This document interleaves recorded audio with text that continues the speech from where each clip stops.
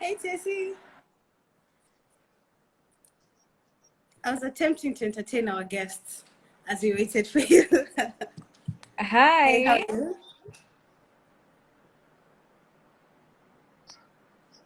I'm just here. I was even typing. Hey, it's a party. Did I miss the memo? Yeah, so we decided to entertain and listen to some music as we waited for you. Nice to see you though. Nice to see you too. Sorry, And I had thanks for a you. couple of issues joining. I have a bit of internet issues, but we It's shall gonna make it it's through. gonna be okay. It's gonna be okay. Yeah. So, I'm gonna first tell you a story. The thing that actually put this in my mind is I don't know if you had a chance to listen to my conversation with Brenda, but Yeah, I did. when she was talking, she kept going back to how there's a time she was trying not to do the thing, but you were just telling her, I'm gonna, you have to do this thing. It's cute that you think you have a choice, but you really don't. And you kind of have to do it, right? And then I kind of thought about it later after my conversation with Brenda, and I realized that Brenda had actually been talking about doing Femibag for a while, right? So for those who don't know who Brenda is the founder of a very innovative product and one of my current favorite things called Femibag, and you should definitely check her out.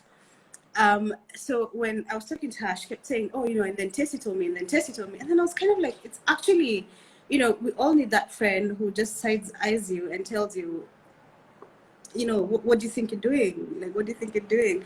And then, that thought kind of made me realize that that's actually kind of what female founders is about, right? So that's been my thought process bringing us here. So tell us about yourself, something about yourself, and then talk to us a little bit about female founders. So first, let me start by saying, Yani Betty, when you said Tessie, I need you on Talents in Nairobi, I wanted to say no, but you know how I don't give people a chance to say no? I was like, I can't even say no. Yani Betty is calling me. I have to be here. Oh, I have been nervous from here to Timbuktu. People don't understand really? that part. Let me explain, Betty. For real, Okay. like I've been extremely nervous about what to talk about because this has been something that was born of something I really love. And when you talk about what Brenda was saying, I really didn't realize I'm doing that.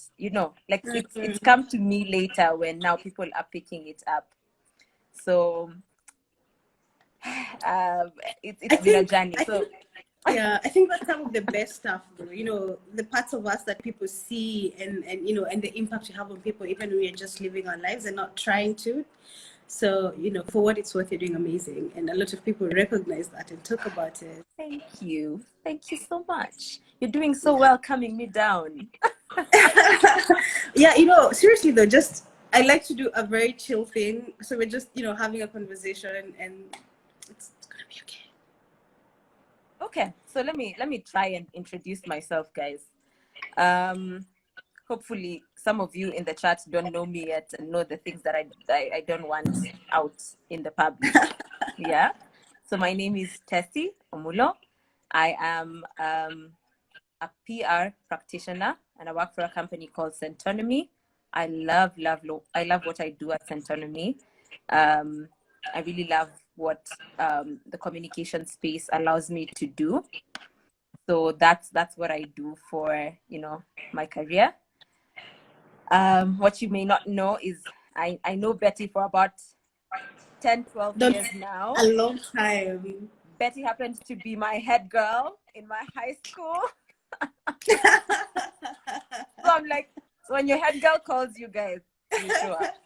You show up and you're ready with, your script. I don't have a script. So, but I was ready. Yeah.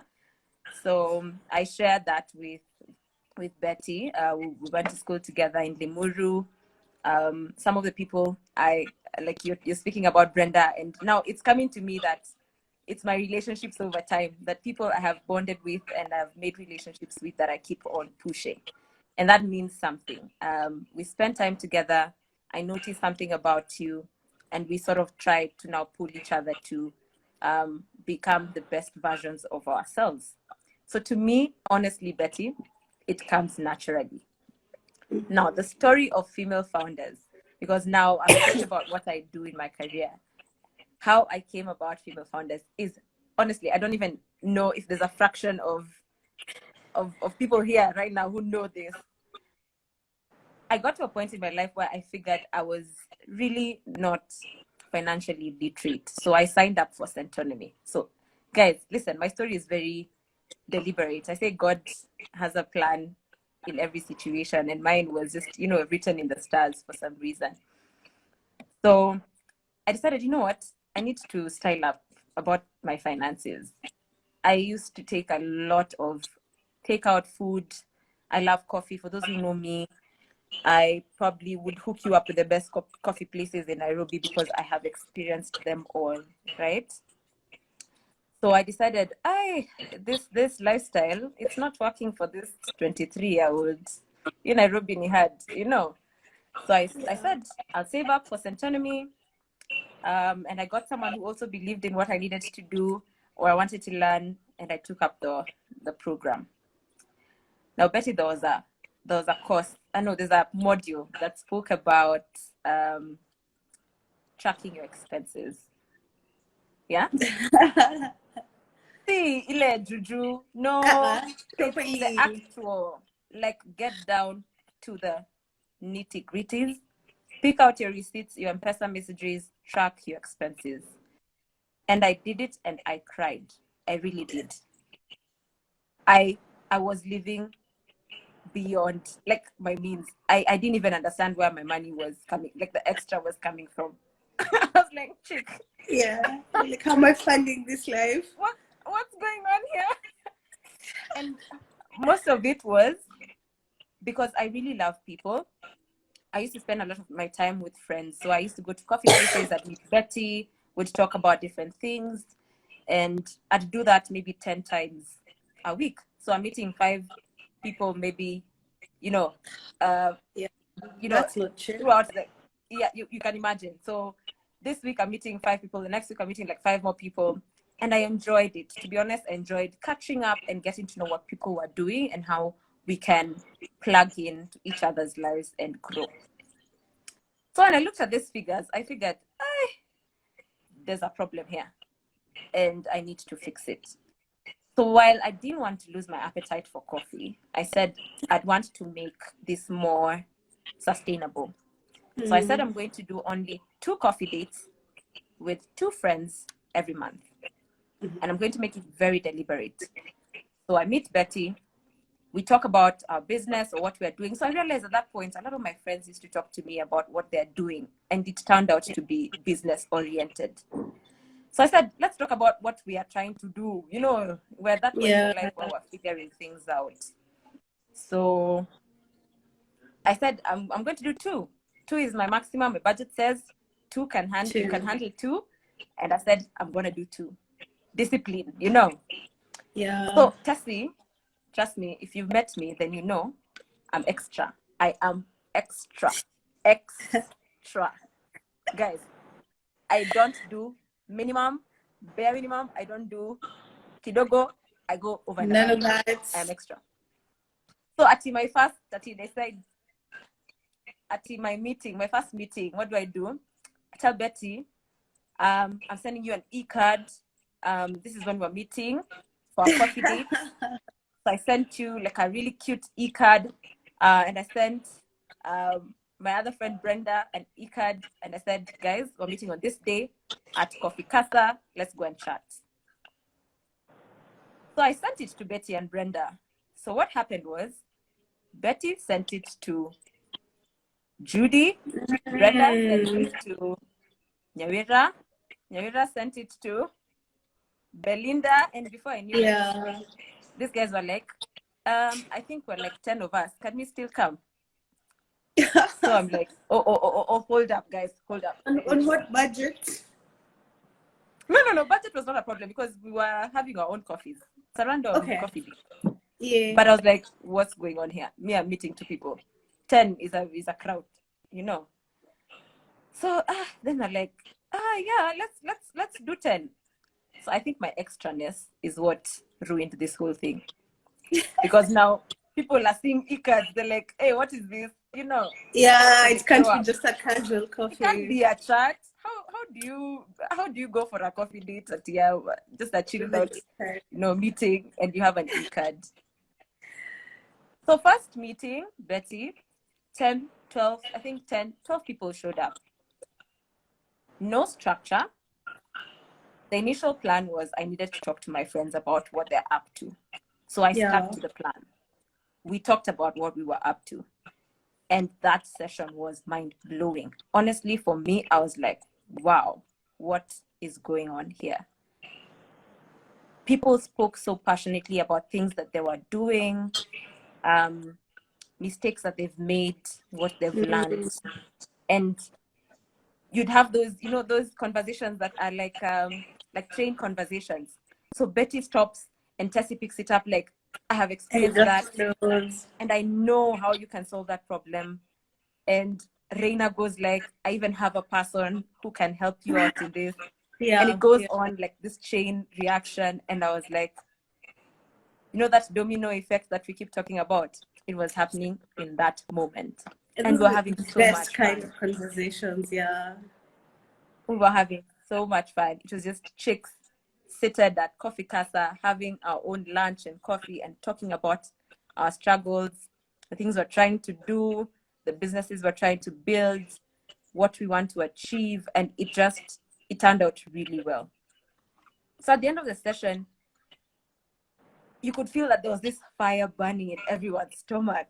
It was exciting, Everyone was leaving with some new energy to just go and build their businesses. And that was something different. I did not expect that. That's why I say Female Founders was built off its own, it morphed on its own. To become what it is right now. So first meeting done, and guys text me, Tessie, we have to do this again. And now I'm like, guys, a girl can only make 2 e-cards. What are you talking about? I just can't.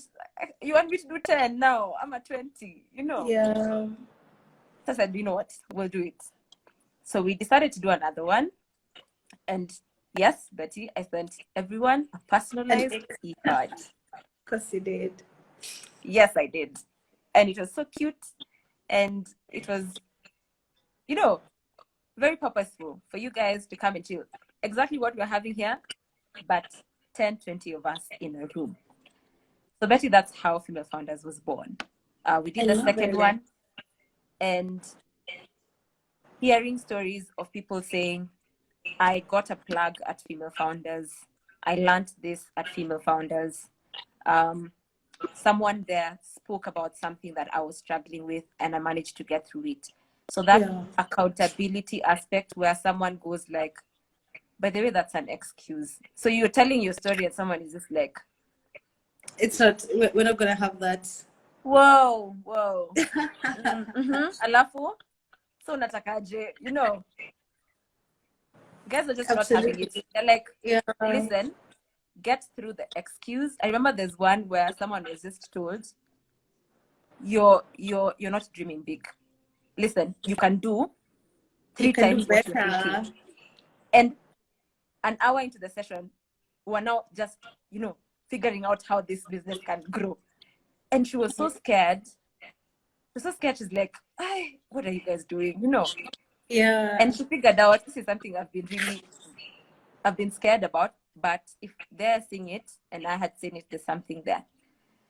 So that's how Female Founders was built. It became more, I grew with structure over time.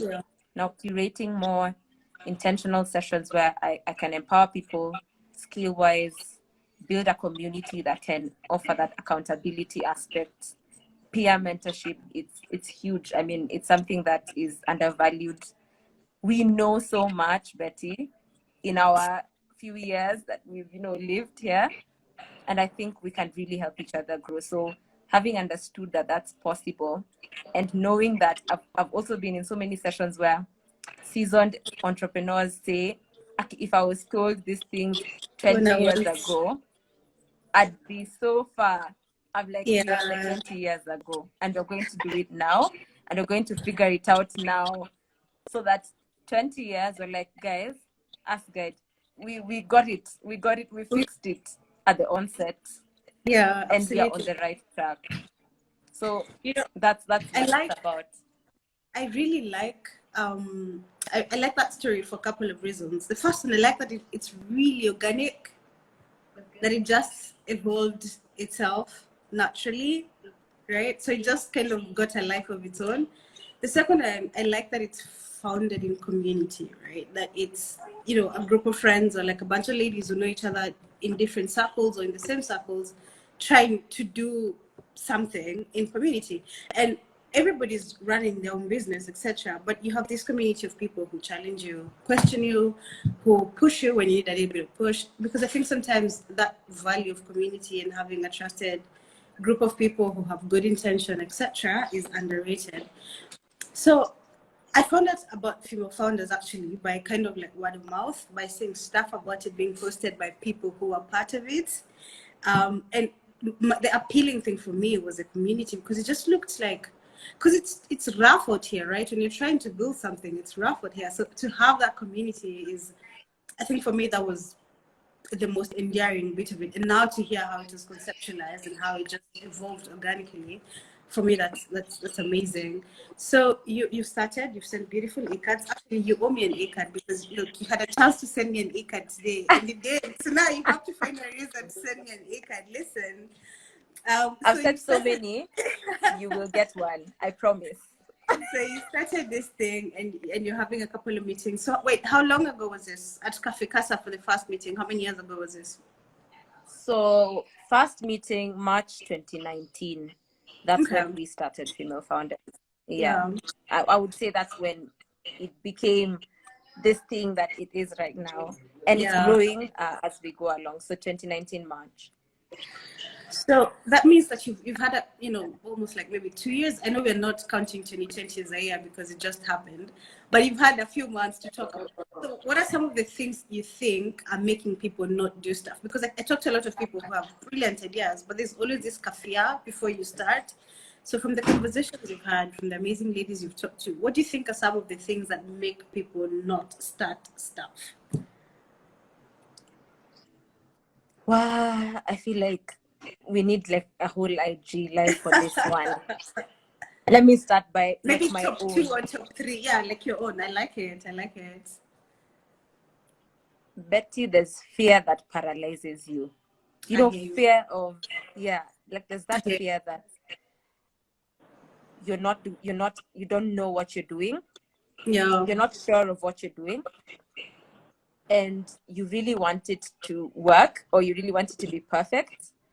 Then you also you're not ready for what people will say. Oh, It's basically yeah. going to go like, Tessie, been there, done that. What are you trying to build? Yeah. So that Yeah. fear that literally paralyzes you to a point where you can't innovate, you can't keep growing your business, because a lot of businesses are not what they actually were when they started, like from the idea phase. Mm. So that's how a lot of people really stay in the idea phase, because it's like you're stuck in this fear that literally paralyzes you. So I'd say one is fear. Yeah. Yeah. Can relate So heavily. it's fear of a lot of things. Fear of not being Yes. understood by Yeah. friends, parents, fear of failing. So starting out something and realizing, this was not, what I expected it to Isn't it? be. Yeah. Yeah. There's fear of maybe I'm not the best, or I'm not good enough. There's something better in the market, and so Yeah. I'm never going to give my best. So fear is like, really, is the biggest thing that stops us from accomplishing that thing that is deposited in our hearts. Because I think it's usually very intentional that you get these ideas and you get to think about them so, often, Yeah. and you get to start writing down things and putting and piecing things together. It's not random. Yep. So for you to get to a point where you're like, hey, I can't, that Yeah. Like I'm fear, not doing it. Yeah. Yeah. it's Actually, it's can I? it's Sorry. it's Let me interrupt you just a little, because when you talked about that, have you read Big Magic by Elizabeth Gilbert? No. 1,000% you have to read it, because she talks about the exact thing you're talking about right now, about the things in us that we have to create are not random. And that this idea, if it sits in your heart, it's not going to sit there forever. If it visits you, if it's gifted to you, and you don't do anything about it, then it leaves and goes to someone else who's actually going to do something about it. So I agree with you 100% that it's not random, it's not by mistake, it's very intentional, because maybe it's aligned to the gifts you have, etc. But then there's that kafia that comes. So for your next book, you have to read Big Magic by Elizabeth Gilbert. Got it. I'll do that. So, man, and the worst part, you see, when you said when it leaves you, someone else is going to be doing it. It's going to be right in your face. That person who's doing it, you don't know them, but it's just going to be in your face. You'll be like, okay, I thought about this idea.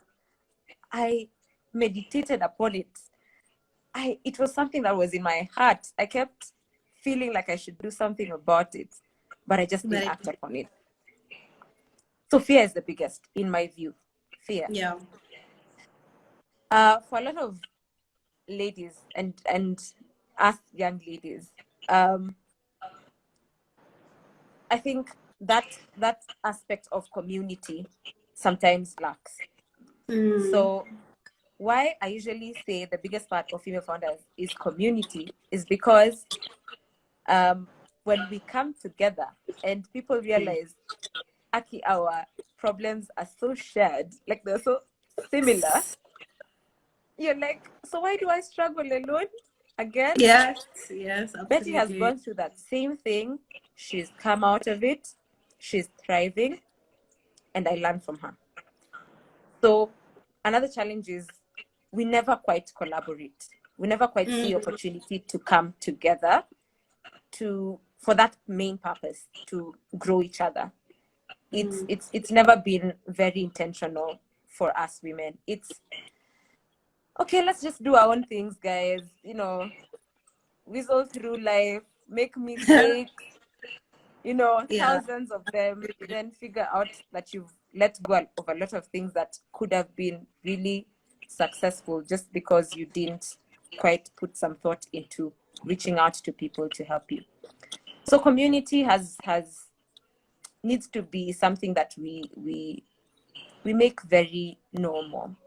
How can you make someone else succeed? Someone else will do that for you. Then that person will make it happen for someone else, and becomes this chain reaction or domino effect that just doesn't stop, 100%. So I'd say those two things, honestly, those two things is what Now Female Founders was built on. The other one was, you wouldn't know how information is just, yes, it's easily accessible, but people just don't know what to do. So be like, I come to Betty and I'm like, Betty, did you know that you can access this service at this price? Yes, yeah. That will help your business grow. So that's been the other thing that people plug each other into.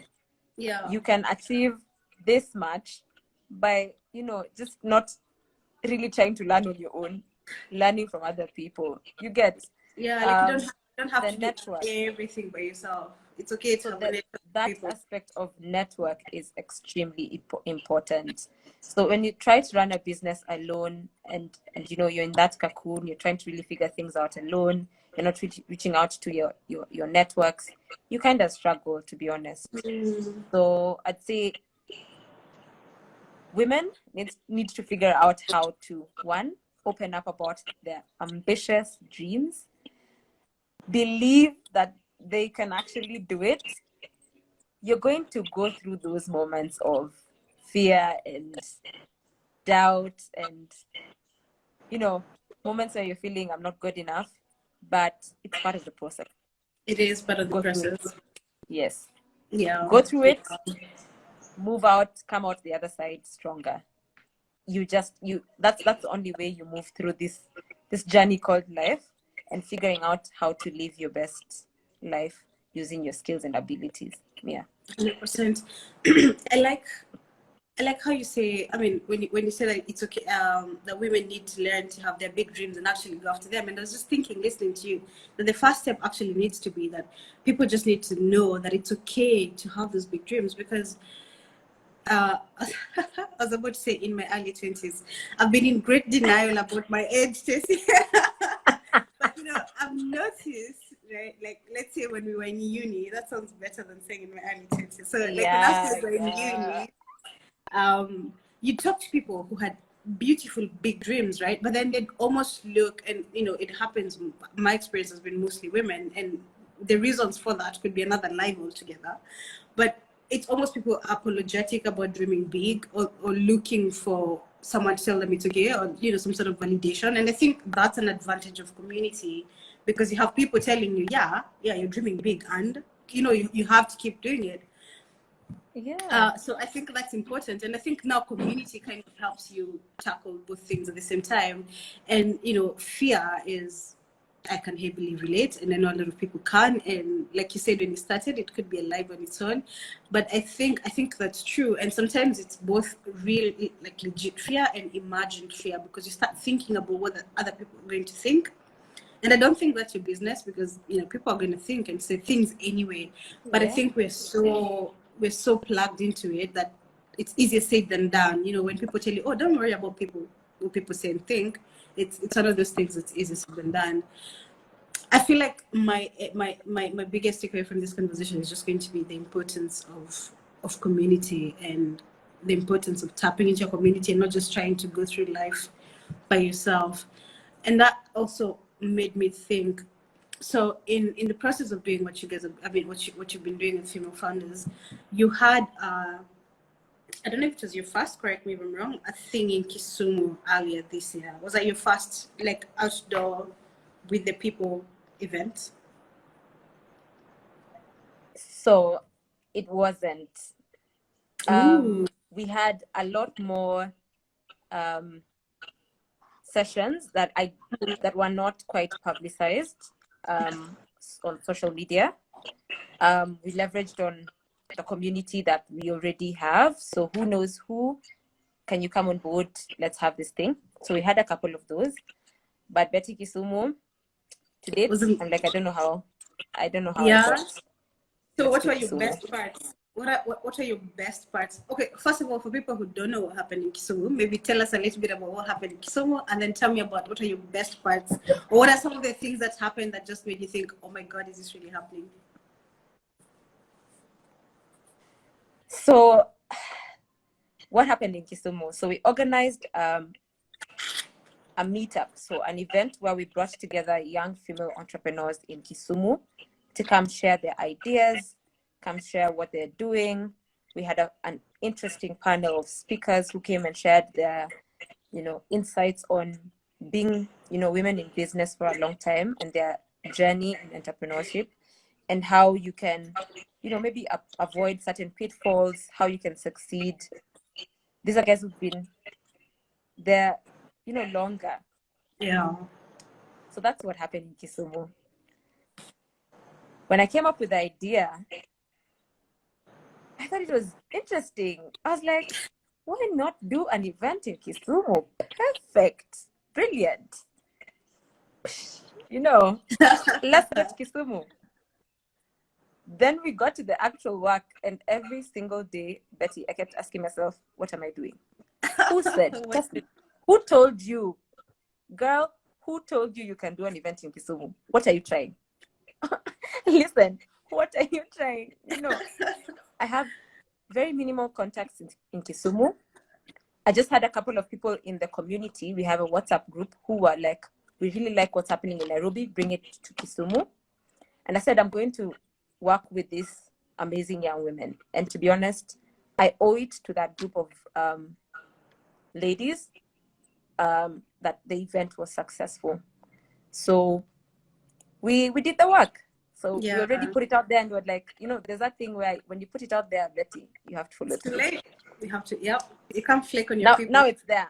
Everyone is watching. Just go on and do it now, So we did it. Some of my highlights, to be honest, was how plugged in the team was. Mm. I had never met them before. These are guys who are in the community, in the WhatsApp group, who are like, I am really sold on this community, aspect of women in business. I really want us to come together. It's not something that is happening in Kisumu for young business owners. Yeah. So they owned it. My best part is they owned it. They owned it. I didn't have to do anything. They were ready. Yeah. They were plugged in. They wanted it. And so I had this push that's coming from them that let's do this. Let's do this. And I'm like, wow. So one of my highlights is God connected me with these amazing women who made it happen in Kisumu. And they were all running amazing businesses there. And so it was very easy to work with them. Another highlight is the actual event day. It was a blessing after a blessing. I think Brenda came down to Kisumu, and at this point I'll do my shout out to Brenda and Esther. So Brenda, who founded Femibag, and Esther, who has founded an amazing youth platform called Forge. Nice. And to be honest, when I reached out to them to come to Kisumu with me, my primary reason was I was really scared to go alone. See, but I didn't say that. I didn't say that. I was just like, you guys, you two are awesome. I need you in Kisumu. Let's do this, yeah. To inspire these other, amazing women in Kisumu. But deep down, that support system was everything. I really needed it to make it work in that new environment that I had never experienced before.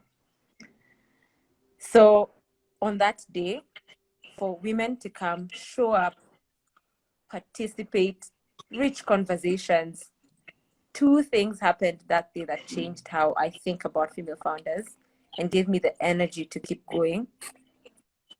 One person got an opportunity to explore funding through one of the panelists who came to the session. So they were like, I really love your business. We need to talk. I would want to fund your business. Then another lady who's a baker and very passionate about her business, her name is Bella, baking in the outskirts of Kisumu, had started this amazing program for young people. So she wants to train kids, but because it's away from the town, parents are not comfortable to, go out of their way to bring their kids. Yeah. So when Bella shared and said, guys, this is the challenge I'm facing, but I want to expand and start training kids. I think kids should learn how to, bake. And one person in the room stands up and says, Bella, I have a space in Kisumu CBD. Come, let's share it. That's so validating. Like, this is what it. I'm talking about. I love it. It really warmed my heart. It meant that aspect of we can actually help each other grow is very true. It actually happened, So that was indeed my highlight of the Kisumu event. And I came back feeling that we really need to amplify the value of building each other as, young women. Talking about what we do, sharing, if Bella did not share that challenge, if she decided, I'm just going to be like, I've been enjoying my baking. It's been amazing. This journey has been easy peasy. Sina Shida, by the way, guys, order my cake. I'm great. My number is in the comment section below. This is how to get me. She wouldn't have gotten the opportunity she has. She was open. She was genuine. She was ready to be vulnerable about, I want to grow, but I'm facing this particular challenge. And someone stepped in that moment. So that was my highlight for Kisumu. And let me pull something in, Betty, that I also did. I'm telling you, all these things come very naturally to me. Tell me. So one day I was sitting somewhere and I'm thinking, Betty, people, companies report to like boards, board of advisors. On that day, you're very serious. You need to report to your board. If you've not done stuff, it's a problem. if you know you have these amazing plans, you need to present them. And I said, why don't we have personal goods?